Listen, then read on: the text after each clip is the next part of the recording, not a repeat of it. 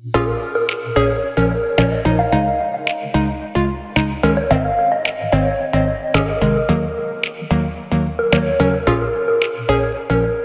back to the Practical Church Podcast. My name is Dylan Dotson, and today on the Practical Church Podcast, I'm going to be sharing with you 7 recommendations for doing portable church well. Now, as always, the Practical Church Podcast is brought to you in partnership with Mission Support. Mission Support knows you want to be effective in ministry, but if you're like most pastors, you probably feel like you never quite have enough time, energy, or expertise to get everything you want done. And so Mission Support comes alongside pastors just like you as a guide to provide expertise to do the things you don't know how to do and give you back the time you desperately need. And so whether it's things like bookkeeping, SEO, payroll, websites, or any of their other services, make sure you head to missionsupport.com and go from feeling scattered to focused on your mission again. It's possible to love being a pastor again. So again, we partnered with them to put this on for you, missionsupport.com, and check them out there. All right, 7 recommendations for doing portable church well. Now, those of you that are longtime listeners to Practical Church over the years, perhaps you've noticed we've never really done a specific episode on portable church. So we've done like every topic, every which way. Haven't done much on portable church, and specifically the things that come with portable church. The reason why, the main reason why, is New City Church has never been portable. So we're over 7 years in. Now, I have been a part of multiple churches that are portable, so I certainly know what it's like. I've been a part of it, but I personally haven't led a portable church. And so I've always been a little bit hesitant to kind of speak a lot into it because it's not something from a leadership perspective that I've experienced a ton of in that vein. However, we do want to share some thoughts because I have been around it and I've talked to enough people and I've had enough people ask me about portable church questions that I'm going to share my experience. But of course, I want to caveat that some of you have been doing portable church for a long time, and you certainly know more than me, okay? You certainly know more than me. But here are some of my thoughts on how you can do portable church well, especially with how it compares to having maybe your own portable, permanent, like 24/7 facility, and what the pros and cons of each one are, okay? So let's get into it. 7 recommendations for doing portable church well. Here's the first thought. You want to find a consistent meeting spot or spots for non-Sunday activities. So again, one of the benefits of having your own space is that it's easy to have like a home base for your events and for your non-Sunday things. And in my experience, it is always more well attended. Events are always more well attended in a building that's your own, rather than it's somewhere else in the community that people are not already used to driving to on a consistent basis, if that makes sense. We've done both events at our church and away from our church. Without a doubt, they are always more well attended at our church. Now, there might be a couple of exceptions here or there if you do like some big event in the community, but generally speaking, it's going to be at your church. And the big reason for that is psychologically, people already know where your church building is. They already know how to get there. Even if like your building maybe might be 5 minutes further away from their house than from where maybe a different event would be that might be closer to their house. The fact that they always go to the church, they don't have to look up the address. They don't have to like, wait, where are we going again? There's a lot of reasons why at your own church, people are more likely to go to it. So that being said, my encouragement is I would find a consistent place for non-Sunday activities. Whether you have like a church office or, I don't know, somewhere near the school, wherever you meet. But if you can have a spot that's like, hey, when we do stuff, we do it at this location. Now, again, it's a little bit easier to do if you have your own spot. So like in New City, we've done like trivia nights. We've done like worship and prayer nights. We've done a lot of like various events over the years, cookouts, various things like chili cook-offs, all these things. And when you have your own space, it's a lot easier to do. But if there's a space that's near, as close as possible, where you meet on Sundays that you can use consistently, even if maybe it costs a little bit more money to rent, that will help you see more people, I believe, if you can do your events there. As close to your Sunday gathering as possible, again, because people already are used to going in that direction and knowing where it is. But also, if your events are always in the same spot, then people will know, like, I don't have to look up the address every time. Or when I tell people, I know exactly where to tell them where to go. And so for your non-Sunday events, I would, as best you can, find like a single spot to meet at, whether it's like a park or whatever. Find a spot. I know it might cost a little bit of money. We're going to talk about later in this episode how like money should never be your primary decision maker about whether you should do something or not. Even in church world where things can be kind of tight, like if the first reason has to do about how much it's going to cost, if that's like the primary reason, I'm not saying it's not a significant one, but if it's a primary reason, you're going to find yourself making a lot of not as wise or helpful decisions. And so my first recommendation is that when it comes to non-Sunday events, again, find a place that is consistent that you could host all of them at, if possible, so that people know where to go every single time you do something. So find a consistent spot for non-Sunday activities. That'd be a big recommendation from me to you if you're portable. Here's the second one. Make sure the homepage of your website is extremely clear. Extremely clear. Now, this is important. We've done a lot of various episodes on like homepage of your website and where things should go and what they should look at. And so you can go check those out. But it's already clear, but especially if you are portable. So not just like, for example, the things you need on your home website of your church is your address, your physical meeting location, like the name of the place, and your service times. That should be visible without having to scroll very much either. So a lot of times people will say, we're meeting at this school. Well, like what town or city? Or they're meeting in this city, but there's no address. And you have to like go to like their I'm new page. You have to like scroll all the way to the bottom. The number one type of person who visits your church website is a new person.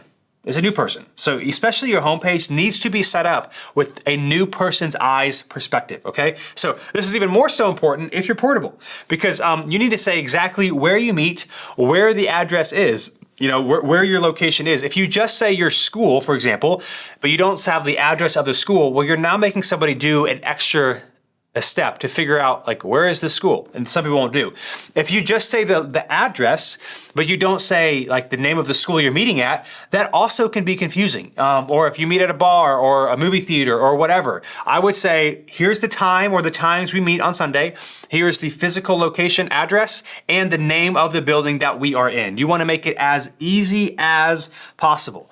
Again, your homepage is important for everybody, but particularly if you're portable, man, and especially maybe a lot of people with not a lot of church experience might not be familiar with like a portable church, which I know if you're in the church world, like that's not new. That was novel maybe 30 years ago, but it's not anymore. But if you've never been to church before, you might not know that. So make your website as homepage as clear as possible. Here's our address, here's our here's our service time, and here's the name of the school or whatever we're meeting at, so that people can know they're going to the right spot. You just want to make it very clear, if you don't have your physical location, where you meet and where you're actually going on Sunday morning, so that people can plan accordingly. Make sure your homepage, the homepage of your website, is extremely clear. Although that is a tip for everybody as well. Now, number 3, you want to engineer your space. Engineer your space as well as possible. Here's the reality. Yes, you do get some slack for being portable. Like I do think the average person is like, okay, they don't own this school or this building. Like obviously there's only certain things, they can't do everything they would want to do because it's not their space. However, environment still really, really matters. It really, really matters. These things are important. Like pipe and drape, let me give you an example. Years ago, was part of a church that was multiple locations, and I was helping start one of their portable locations. And when you got in, you would like walk through the front door, and you'd have to like kind of walk down this long hallway to get to what we would call the lobby, right outside the auditorium. Now the good thing, the hallway was long, but it was like thin, so you knew exactly where to go. But then you got into what you would call the lobby, and it was so big. It was a high school, so on one side there was the auditorium, and on the other side there was the cafeteria, and there was like this just massive, again, what you would call the lobby. And it really killed the energy and momentum because it was so big and it was so spread out. And I kept trying to like argue like, hey guys, we need to put pipe and drape in the lobby to shrink the lobby. It never happened, but it would have made a big difference. And so again, you want to engineer your space well. So when you walk into the building, is it extremely obvious where someone should go? Even if you feel like context clues like should pretty much tell someone where to go, that's not good enough. It has to be like extremely clear. Is there 2 directions that they could go to when they enter the front doors if you're a school? If there is, you should pipe and drape one of the sections, or at least have a very visible sign saying, go this way. You want to help people know where to go. My kind of like thought on this is like in your space, whether you're portable or not, but especially if you're portable, it's kind of think of it like an airport. Like an airport, you can look around at the signage and figure out where to go without asking anybody. Now, of course, you can ask people, but you should it should be pretty clear. Now, it's same thing like if a new person, like not every new person like wants to ask, maybe they don't want to be discovered that they're new. And so like they just won't ask, or they'll feel frustrated, or they might feel kind of dumb. And so you need to be very clear, like here's exactly where to go. This even starts in your parking lot. Like again, if you meet at a school and has multiple entrances, like I was telling this to a friend of mine who they meet at a school, and the school has like 2 kind of front door entrances. Now it's kind of obvious like where you think you're supposed to go, but it's not like a guarantee. And there was no signage in the parking lot say, hey, enter this way. Speaking of, I can go back real quick. I forgot to mention one thing about your website, especially if you're portable, like even having parking instructions, like enter here, like maybe even having a map, like a bird's eye view of your parking lot with some arrows or whatever, like go here. You want to make that as easy as possible. Again, engineering your space the same way. If you have a big lobby, pipe and drape it. If you've got things that like going multiple ways, like you want to say, here's exactly where we go. Here are some signs, here's whatever. Like how can you engineer an environment to create more momentum and more community? Again, if it's the example I gave, massive, again, what we would call a lobby, it really killed community because like people were not necessarily forced to have conversation. And our building where we currently meet now as a church, our lobby is a little bit long, but it's also kind of thin. And like, it's really easy to strike up conversations with somebody because like, we're all kind of next to each other. And it's really hard if you're in a big space and you're newer and maybe you want to talk to somebody, but they're like 10 feet away from you. You're not going to approach somebody. Whereas if they were like 2 feet away from you, you might make eye contact, might start having a conversation. So engineer your space. Yes, some people will give you some slack because you're portable, but you don't want to like, go too far with it. Pipe and drape, it's helpful for unneeded areas. Clean the bathrooms. Like, yes, I know this might not be your spot, but like you should go in on the mornings and like make sure there's toilet paper and paper towels and the toilets aren't clogged. You got to do everything you can, just like you would on your own space, to make it feel like your church. Signage, pipe and drape. Like, don't be afraid to spend some money to make it feel at home. And here's the thing, I know if you're listening to this on whatever you're listening to your podcast, or if you're watching on our Practical Church YouTube channel, if you're like me, like environment is not a strength of yours, but you probably have people in your church that really care, that would say, hey, we should do this, and you should listen to those people, and maybe give them a little bit of a budget to make it feel warm. Is there signage? Is there a rug? Is there some lighting that needs to be put in place? Is there some pipe and drape? But how can you kind of create an environment of community, not awkwardness and separation? The same thing is true for your auditorium seating. So again, if you're in a school, for example, and it's got like fixed seating that you cannot move, well, you should pipe and drape some of the back sections. If you can't pipe and drape, you could at least like rope some of them off so that people are forced to kind of sit closer together. Pipe and drape is better because it feels like the room is smaller depending on the dynamics of the room. But if you can't do that, at least roping off sections where people have to sit closer together. And what you could do, depending on your services, numbers, whatever it looks like, you could like move that rope back once the service starts, so that at the beginning, like people aren't spread out as much. But again, you want to create an environment where people are going to be together as close as possible, where they can make community and connections. So outside the auditorium, what should you do? Inside the auditorium, what you should do? Yes, I get it. Like if you meet at a school and they're in the middle of a play, you can't like block all their decorations. I think people will give you a pass for that. However, if the background of the stage always looks messy, then you should do something to cover it up.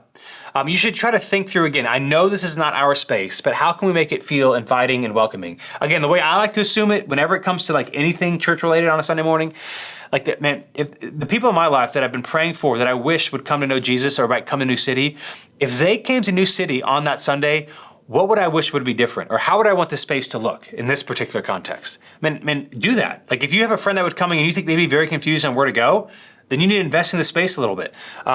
If you, like again, like maybe your connect table. I'm a big fan personally of having a color. So you can say, hey, go to the teal table or to the orange table or to the whatever table. You can buy, tablecloths or stretchy tablecloths or table covers that are a specific color. Because again, if you're portable and you say go to the connect table, but like maybe you don't have a sign necessarily that says connect table, or it's not obvious like where your connect area is. If it's a color, that's a way to kind of control the environment. People know, oh, when I leave, I know I go to the red table. Well, there's only one red table out here. I know exactly where to go. So engineer your space well. Don't just kind of accept, well, this is what the space looks like. Do whatever you can to make it welcoming and to create a sense of community. Now here's a fourth recommendation, just a fourth thought. Don't elevate portable as better or holier than permanent. I see this a lot of times. Like, if we're honest, sometimes our ministry decisions, we kind of, if we're not careful, we can like set them up as like, this is the holy decision. But it's really it's really like the decision, we only made this decision because we had to. Like we went portable because it was cheaper. And it's not because it's necessarily better, but because it was cheaper. And then we kind of like, maybe unintentionally put all these like reasonings behind why this is so much better, that then like if you ever want to have your own space, like it's not good. Like maybe this might be a digression. Think of it like this. Sometimes it bugs me when I see, just be honest, kind of bugs me.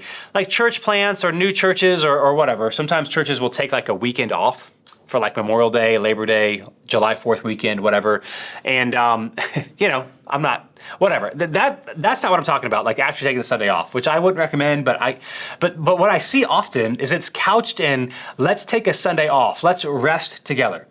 What's really happening, if we're honest, it's like maybe it's a really small launch team. At that point, it's okay. But like maybe they're like a church. It's a really small church, and the pastor's out of town, and they couldn't have someone else come preach, and so they take the Sunday off. I would say, man, just own it. Like just own the fact just own the fact that like it's like we don't have enough people to run it this Sunday, so we're going to take a break off. What happens, here's why I'm using this example. What happens is we say we're taking the Sunday off for rest, when it's really because we didn't have enough people to fill the positions. And so you kind of like elevate rest as like, as the ideal, but you wouldn't have done that if you didn't have to, if that makes sense. And so like, if you need to take a Sunday off, man, just own it. The same way when it comes to like a space or being portable, like maybe you couldn't afford a permanent space or you couldn't find a permanent space. Like just be honest. Now I'm not saying you can't, talk about positively the benefits of portable, which there are some benefits. The fact that setup and tear down, yes, can be it can be a bear and it can be tiring, but it does create a sense of community. Like you come and you serve, you physically can see something that you've done. Like when you greet at a door, for example, it's important, but you might not always feel like you made a difference, even if you have. If you set up something, it's like, oh, I literally did this. So there are some advantages, which is great, but don't couch those advantages as holier, because at some point you likely might get a space of your own, whether you're renting or you're buying, and then you're gonna have to like change all this language because you kind of taught your people it was like a spiritual thing when it was really a practical or pragmatic thing. So don't elevate portable as holy or better than permanent. There are pros and cons of either. I know all things are not equal. So maybe I'm getting a little bit ahead of myself here, but man, generally speaking, I would recommend a permanent 24/7 space if you can swing it, which not everybody can. There's a cost, there's a location, maybe certainly not the launch Sunday. You don't have to launch in a permanent space. I do think there are more advantages to a permanent space than portable space, generally speaking. But even then, like I would not, if I'm in permanent space, like talk about how better it is, because you never know what the future is going to hold. And we just need to be honest, all that to say, when our practices in ministry are pragmatic and practical, which there's nothing wrong with that, rather than like spiritual, okay? So just be careful. Don't elevate portable as better than as permanent, because at some point you might move into a space and then people are going to be asking a lot of questions like, I thought this was better, why are we doing this? That's the fourth recommendation. Here's a fifth thought. When it comes to looking for space, here's just a recommendation. Worry more about it being too big rather than too small. So I know one of the tensions about looking for space, certainly if you're like building or buying, but even if you're renting, is what if we run out of room? And so what can happen is if you're in that spot now where you're portable and you're looking for space, we've always had our own space, and so I can just tell you from experience, it is better to be too small than too big. There's energy, there's momentum, because if you're in a small space and maybe you're running out of room, it's kind of like forced community. Like people have to talk to each other and hang out with each other. The service doesn't feel dead. Like before and after service, there's not 10 feet of space between people so they can actually make meaningful connections with one another. When you're looking for space, yes, you don't know what the future holds, but I would much rather have a space that is too small, go to multiple services, figure that out, than a space that is too big and just feels kind of dead and weighty and not sure how you're going to afford it because it's so big. Now, yes, there are like times and seasons and you got to figure this out. There's not again a blanket answer for everything. But if you're like looking at multiple spots and you like two the exact same, location is good, one is a little bit too big, you think, and one is probably going to be too small. Generally speaking, without knowing all the specifics, I would take too small any day. Too small creates momentum, it creates excitement. If you start running out of room and you're too small and you're still in a lease, well, it's pretty easy to raise money to fix a growth problem. If you're in a space that was too big and it kind of killed like community, the services feel kind of dead or kind of awkward, man, that's really hard to like come back from or to go somewhere else to. Like it's really hard to get out of a space that's too big. It's harder rather to get out of a space that's too big than a space that is too small. Because if it's too small, everybody's feeling the tension. Everybody's feeling like, hey, there's something going on here. They're more likely to be praying for a solution and to be proactively helping. So I would worry about a space being too big rather than too small. Now, of course, if it's just a little bit too big and like really, really too small, that's different. But all things being equal, if it's about the same size, either way, being too big or too small, locations are both good. I would rather go with a little bit smaller to fix those issues than go with something that's too big that you might not be able to grow into. That could be a problem. So that was number 5. Number 6, here's another consideration when it comes to looking for permanent space if you're portable right now. Is it good for events and offices? So you gotta be thinking about church events and offices. Now I know like work from home is a bigger thing, but there's still gonna be times where like you might want your team to be together, or you might wanna have an office. And so like, can you fit both? I know sometimes, not every situation is ideal. So maybe there's a space that you like that's too small, but you like want office and stuff. And so then you have to consider like, okay, what's the rent for another office place for our offices? Or what's the rent, not just for our 24/7 space, but if it's not good for like events. And again, like I said in my first point, you're always gonna have more people at events that are hosted at your church. And if there's not a way to host an event, then that'll be difficult. Now, generally speaking, if you have your own space and it's big enough for Sunday morning, it's big enough for an event. The only caveat might be if you are renting from a space that has permanent seating in the auditorium, and that's really the only like big, large gathering area that you have that works well, then doing an events with like tables or having to move stuff around, you'd be kind of stuck because you can't move those permanent seats. So that's the only caveat there. But is it good? Like, do you have some space? None of the offices have to be state of the art. I know me personally, it's helpful to have our own space because I do a lot of meetings at like coffee shops and that sort of thing. But I also do some meetings at the church. Some people prefer meeting at the church. I do a lot, most of my premarital, not most of, like pretty much all of my premarital counseling happens at the church building, and not out in public because that could be kind of awkward and weird. And so there's some benefits there. So like not just on a Sunday morning, which is like the primary thing, I get it, for moving into a permanent space, but could you do events? And maybe think of it this way. Like, is this space good for events between 20, 30, 40 people? Like, could we do a lunch here? Could we do like a new members class here? The downside is if you have a space and all you have is like a really big auditorium, relative to your size. If you've got like an auditorium that seats 200 and you do an event with 20 people, now again, it's not a Sunday morning, so it's different, but it still can feel big.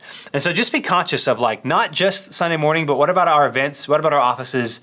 Does this work well for that as well? You gotta be thinking about that. And then last but not least, I mentioned this earlier, this is probably my biggest thought when it comes to the permanent and portable, especially if you're portable and you want a permanent space. And this is just also a good principle for ministry in general, okay? That's this. Generally speaking, especially when it comes to like the finding a space, cost is worth it. The cost is worth it. So if you're portable, generally speaking, it is cheaper than having your own space. Maybe generally speaking isn't quite fair enough. It's pretty much always cheaper than having your own space. That means it's gonna cost more. And what can often happen is we get into this math of like, well, this is how much we cost now, but if we go permanent, it's gonna cost us $2,000 or $3,000 or $4,000 or $5,000 or $6,000 more a month. And we make that like the barrier, like the front line of our decision making. Let me encourage you, do not do that. Generally speaking, my recommendation is that cost should not be your primary decision maker. It should not be your primary decision maker. Yes, in some cases it is significant, but it's just not about cost. Again, it might cost you $4,000 more a month to meet in a permanent space. But if you're portable, you got to be thinking, do we have office space? And are we renting office space? You got to be thinking about events, like having event space that you can do everything at the own, like everyone knows where to go. Like that's really hard to quantify financially. Like everybody knows where the building is. Like you can have a little bit more of a permanent outpost in your community. Even if you're renting, like here's our building, here's our signage. Like we do things through this building. Like when we do events, when we do like community drives, whatever, like people know it is our church. Like we're actually doing this. I say that because one of our school partners, last year was our first time doing our trunk or treat at the school as opposed to New City. And like and this is not a joke, we probably had 500 to 600 people there. I mean, it was big. For us, it was very big. Probably more than that. I think we had about 500 kids plus adults, a lot of people. And probably at least half the people didn't know that New City put it on. The principal had to keep telling them like it wasn't us. Now, part of it was like we weren't like really in their face the fact that it was New City Church. This year, we're going to be like more obvious that we're the ones putting it on. But it was at a school. And so they just assumed the school put it on, even though like we provided everything, all the bounce houses, all the candy, all the volunteers, the school did nothing. We just posted it at the school for the school. But people didn't know. And so there's tangible advantages that you can't just quantify in an extra $4,000 to $5,000 to $6,000. Okay, so yes, it is going to be more expensive, but generally speaking, it is worth it. The momentum that you can gain, the way that you can make your space your own, the way you can decorate the kids' space and like move things around. Like, yes, I mean, even in our situation, we don't own our building, we rent. There are things that are not perfect about our building. Because we're here 24/7, like there's meetings that can take place. There's a lot of things we can do, and everybody already knows where it is. Because for me, I work a lot from the church. Fortunately for us, we also live near the church. Like I mentioned this before, like I use Calendly to schedule my meetings, and in Calendly, when people want to meet with me, they not only pick a time, but they also pick a location. And there's like 7 locations I give. There's like 3 restaurants and 4 coffee shops, and they're all within like a 7 to 8 minute drive from our church building. The reason I do that is because people are already used to driving to our church building, and I office for the most part out of the church building, so it's going to be close for me. Now, of course, every once in a while, someone wants to meet somewhere else, which is fine. But having a building is nice because they already come here anyway. They come here for events. Like they're already used to driving over here to this part of town to come to church, so they'll also be used to driving here to meet with me. So again, it is more expensive to be in a permanent space. Generally speaking, I would recommend it because yes, there are pros and cons of both. One of the cons against to a permanent space is the cost, but there are a lot of ways that you cannot necessarily measure financially. Like it's really easy to measure $4,000. It's really hard to measure feel, excitement about a space, the things you can do in a space. That just because it's cheaper does not mean it's better. So if you're on the fence, my recommendation is to go for it. You gotta use wisdom, gotta share with your people, let them know what's going on. But if maybe you've been doing it for a long time, or there's a space that you're looking at moving into, I would recommend going forward, even if it costs money. I think the pros definitely outweigh the cons. If you could swing it, generally speaking, to be permanent over portable. And those are some thoughts on portable church. Here is my ministry observation for this episode. And in some ways, it serves as a reminder. I had a conversation recently with a pastor friend who somebody asked them what they would do with $100,000. And it was pretty clear that they were like, willing to give it to this new church plant. And his answer was essentially, I'm not sure. And we were having this conversation after the fact, and I was like, bro, here's the observation. You should always be prepared to answer somebody who asks you what you would do with a large amount of money. Always be prepared. And so my friend was like, man, you didn't tell me. Like, you've told me all this stuff about church planning and you've been helpful. You didn't tell me to like be prepared. And I was like, well, to be honest, I was told that very early on, but I've never been in a situation where I was just meeting with somebody and they asked like what we would do with a large amount of money to us. And so I've never like been in that situation. I didn't really think to tell you. You should always be prepared. Here's the thing. If somebody wants to be generous and you don't have a good answer, you're not going to inspire confidence. Now, you can go back later and say, hey, listen, I was thinking about it. Here's what we would do. And that's better than nothing. But there's something different if someone says, hey, if I gave you $100,000, or what could your church do with $100,000? If you had a list of 1 to 2 things, you don't want to have 17 things because that feels very scattered. But like 1, maybe 2 things with some big vision behind it, here is exactly what we would do. Here's how we would use the money, and here's the results that it would bring. It would make a big difference. So just side note, especially in relation to the topic today, portable and permanent. If you're thinking of going permanent, you might be having some of these conversations with some larger donors or some people who might be willing to give. You should have an answer. What would you do if somebody were to offer you $100,000 or a large amount of money to you and to your church? Always be prepared. It has never happened to me, but I have plenty of pastor friends in ministry who have been in that conversation. Some people had answers, some people didn't. And if you have an answer, the likelihood of them giving your church that money significantly increases. So whatever that is, whatever it looks like for your current season of ministry, just be prepared. What would you do with a large amount of money if somebody asked?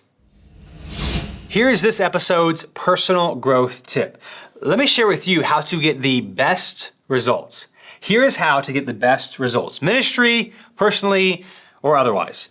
The best results often come from average effort. That's right, from average effort that stays committed for an above average amount of time. average effort that stays committed for an above average amount of time. Listen, to be great at something, especially we're in an age where everyone is quote unquote busy because we are so honestly self-distracted with our phones and reacting to our calendars and schedules instead of proactively planning them, that you just need to be willing to stick with it longer than most people would. So for example, you don't have to read fast to read a lot of books. You just need to keep reading. You don't have to draw the best pictures as a kid in your 3rd grade class. You just need to keep drawing when everyone else stops or moves on to something else. You don't have to work out 2 hours a day, 5 days a week to build muscle. When in fact, a couple of 45-minute sessions a week that you stick to and sustain will help you to build a lot of muscle. Maybe not in the shortest amount of time, but if you can stick to it and sustain it above average, or average effort, above average amount of time, you will start to see results. Natural talent is helpful, of course, but anyone can improve on anything if they stick with it. Small, consistent habits that are done repeatedly, given enough time, will set you apart in anything. Our culture today, we rely so much on talent and giftedness, or we ascribe too much success to those things. Small habits done consistently, given enough time, will set you apart in anything. You don't have to give a 110% effort to improve. You just have to keep showing up. Remember, average effort plus above average amount of time equals top 1% results. Today's ministry question comes from Pastor Rick. I was having a conversation with Rick and he asked this: how do you set your salary and or staff salaries as a church plant? How do you set your salary and or staff salaries as a church plant? There's a lot of ways to do this. Depending on your denomination or your network or your ecclesiological structure, like how you think a church should be governed. I think maybe generally speaking, especially if you're not in a denomination, but even many denominations you are, you probably, what I would recommend is you would have a management team, you can call them whatever you want, advisory board, for the first couple of years before you can raise up and lead elders into your own church, like have your own elders in your own church. But you have at least a couple of outside people, maybe pastors from other churches that speak into, and it could be a one or two people as well for your own church as well. You just want to be careful because if you install even if they're not elders yet, leaders, it's really hard to take that away. So you got to be careful in the beginning, putting people in leadership positions. But here's what I would do. I would recommend having some sort of management team, advisory board, whatever, to have them have some external accountability. That way you can ask, don't be afraid to ask, here's what my family needs. And then what we do at New City, we use something called churchsalary.com. It's like $100 a year. So you pay for that report and you can put in all these demographic studies of where you live, the median income of where you live, your education level, your experience, all these things. And it gives you different quadrants of payment. Here's how much a lead pastor makes in Raleigh, North Carolina that has this much experience, blah, blah, blah. Here's how much a children's director makes in Lawrence, Kansas, blah, blah, blah. So I would recommend something like that. Have two things. Have an external board that can speak specifically into a church plant if you don't have that right now. And then use something like churchsalary.com. So you can feel a little bit confident, there's some data behind this. And also when people ask, not that necessarily you have to tell them what you make, but you can say, man, here's how we came to my salary. We use this information, this demographic studies to make sure that I was paid an adequate amount, not overpaid, but also not underpaid. And I think most people, particularly on a church plant, they don't want their pastor to be underpaid. And so have some sort of, again, long story short, management team, external board that you can talk with to help set that, and then use something like churchsalary.com, and you can see a range of different options, education levels, experience for all different staff positions, and you can kind of find a sweet spot within there to make you and your church feel comfortable. Well, as always, thanks so much for joining me today on the Practical Church show and podcast. If you want more from me and from Practical Church, you can go to missionsupport.com/practical. These episodes come out every other week.